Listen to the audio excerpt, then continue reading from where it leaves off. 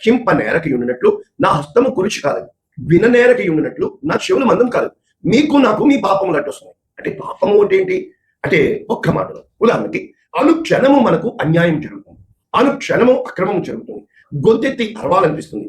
చాలా మంది తనకు జరుగుతున్న అన్యాయం కొరకు తిరుగుబాటు స్వభావము అతనిలో వచ్చి, లోబడుట మాని ఎదిరించే స్వభావము వచ్చి తనతో పాటు 10 మందిని మూటగట్టుకొని కూడగట్టుకొని ఏం చేస్తున్నాం? ఎదిరిస్తున్నాం. 100% సత్యం. కానీ నీలో ఏం జరుగుతుంది? ఉద్యమకారుడు బయలుదేరుతున్నాడు, విప్లవం బయలుదేరుతుంది. నీవు 10 మందికి ఆధారంగా ఉండి విప్లవాన్ని సృష్టించేవాడు. కరెక్ట్. అంటే దేవుడు అన్యాయస్తుడా? దేవుడు నీకు కావాలని అన్యాయం చేస్తున్నాడా? దేవునికి తెలీదా నీకు అన్యాయం జరుగుతుందని? అదేంటి అంటే విప్లవం చేద్దాం, మరి మనకు స్వతంత్రం ఎలా వచ్చింది? దేవుడే కదా ఇచ్చాడు. కరెక్టే. అంటే ఒక్క మాటలో యేసు క్రీస్తు ప్రభువాన్ని పిలాతు అడిగాడు, నీవు రాజువా? అవును, నీవు అన్నట్లే. నా రాజ్యము ఈ లోకం కాదు, పరలోక రాజ్యం. అంటే ఈ లోకంలో నువ్వు దేవుణ్ణి వెతకటం లేదు. ఈ లోకంలో నీ శక్తి మీద, నీ బలము మీద, నీ మనస్సు చెప్పిన దాన్ని నమ్మి నువ్వు తిరుగుబాటు చేస్తున్నావు. తిరుగుబాటు చేయుట సోది చెప్పుడుతూ.